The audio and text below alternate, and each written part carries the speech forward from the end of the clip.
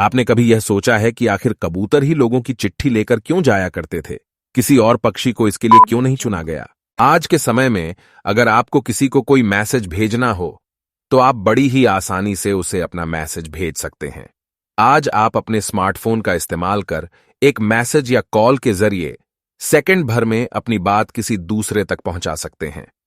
लेकिन जब mobile phone और कम्युनिकेशन नेटवर्क नहीं थे, तब लोगों को अपना संदेश किसी दूसरे तक पहुंचाने में कई दिनों का वक्त लगता था। पहले राजा महाराजा अपने संदेश लिखकर एक सैनिक को दे दिया करते थे और वह पैदल जाकर वह संदेश किसी दूसरे राजा या अन्य किसी व्यक्ति तक पहुंचाता था और वहां से संदेश लेकर भी आता था। लेकिन इसमें कई दिनों, यहां तक कि महीनों का भी वक्त लग जाता था। हालांकि घोड़ों के इस्तेमाल के बाद यह प्रक्रिया थोड़ी तेज हो गई, लेकिन समय आज के मुकाबले फिर भी काफी ज्यादा लगता था।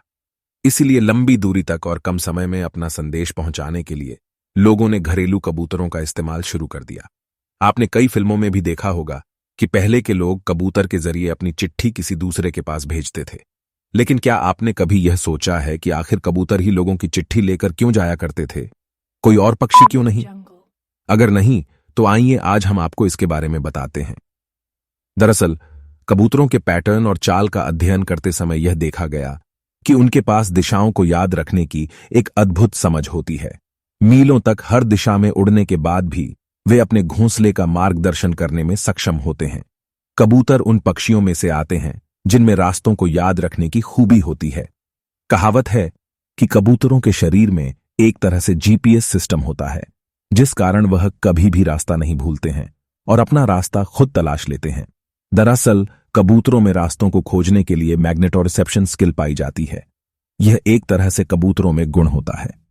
इन सब खूबियों के अलावा कबूतर के दिमाग में पाए जाने वाली 53 कोशिकाओं के एक समूह की पहचान भी की गई है, जिनकी मदद से वे दिशा की पहचान और पृथ्वी के चुंबकीय क्षेत्र का निर्धारण करने में सक्षम होते हैं।